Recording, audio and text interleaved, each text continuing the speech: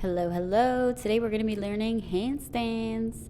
We are going to start with a little warm up for the wrists. If you're new to handstands, this is for you. So we're going to interlace our fingers and just roll those wrists around a couple times each direction. Handstands put a lot of tension on the wrists, so you want to make sure that you take care of them. And then if at any point you want to pause this video and go through this again, feel free.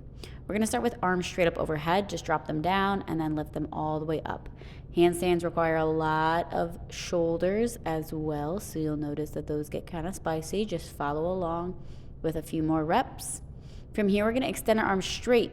The next part of a handstand is tucking your hips under. Once you're upside down, it's going to feel a lot different. You're going to want to push your booty out. So just practice tucking the hips under.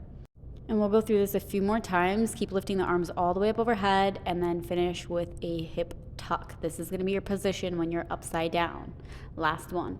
Perfect. Let's come back through center. We're going to bring those arms back up overhead. We're going to practice extension through the shoulders.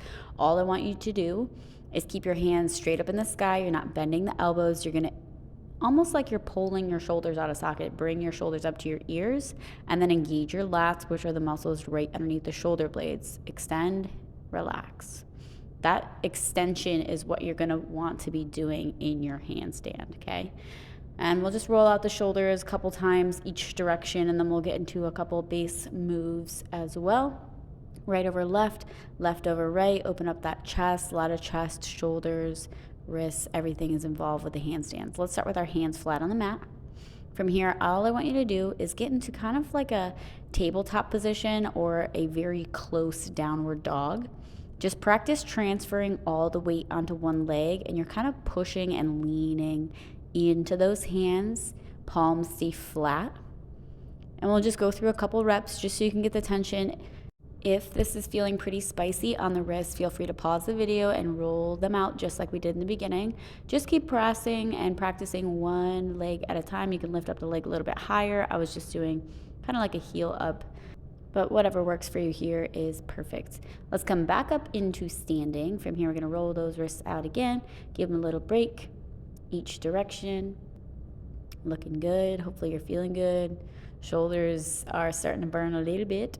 All right, I want to talk about hand position. So we shouldn't have our fingers together. They should be spread, and you're using your grip in the ground as your balance tool. So let's start on the wall. Let's get about 6 inches away from the wall with the hands. And from here, we're just going to use one leg to kick up into a handstand. Once you're in the handstand, or maybe we're not there yet today, and that's fine too, I just want you to practice extending through the shoulders, tucking the hips, and maybe you just work on pulling one leg away at a time. You know, walk before you can run. So a lot of times we feel super unbalanced lifting both legs away immediately. This is a really good practice or warm up for getting into the both legs.